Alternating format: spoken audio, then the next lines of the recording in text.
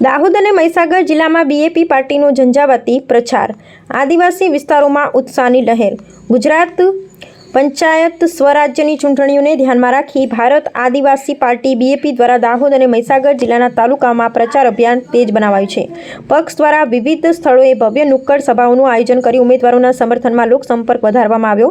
ઝાલોદ તાલુકામાં પણ જિલ્લા પરિષદ સભ્ય તેમજ તાલુકા પરિષદ સભ્ય પદના ઉમેદવારોના સમર્થનમાં સભાઓ યોજાઈ।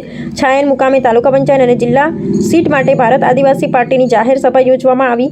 તેમાં પાર્ટીના સભ્યપદના ઉમેદવાર માટે પ્રચાર કરવામાં આવ્યો। આ સમગ્ર સભાઓ દરમિયાન પક્ષના નેતાઓએ આદિવાસી સમાજના હકો, અધિકારો અને વિકાસ માટે પક્ષની પ્રતિબદ્ધતા વ્યક્ત કરી।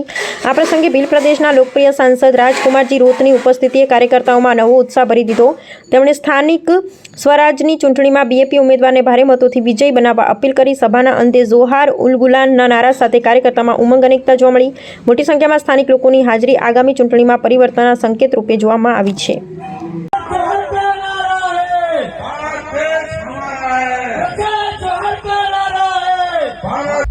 तो ये मिर्ची लगी उनको, और मिर्ची लगी तो धमकाने लगे हमें।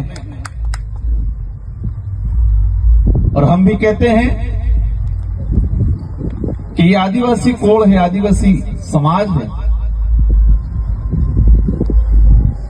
एक बात हमें समझनी पड़ेगी कि इस धरती पे, इस देश को आजाद कराने में सबसे ज्यादा लड़ाइयां लड़ी है तो आदिवासी समाज ने लड़ी है। खून बहा है तो आदिवासी समाज का हो, भले वो मानगढ़ में 1500 आदिवासी हो, पाल चितरिया के 1200 आदिवासी हो, पाल दड़वा के आदिवासी हो, या महाराष्ट्र के हो, मध्य प्रदेश के हो, या खरसवा झारखंड वर्तमान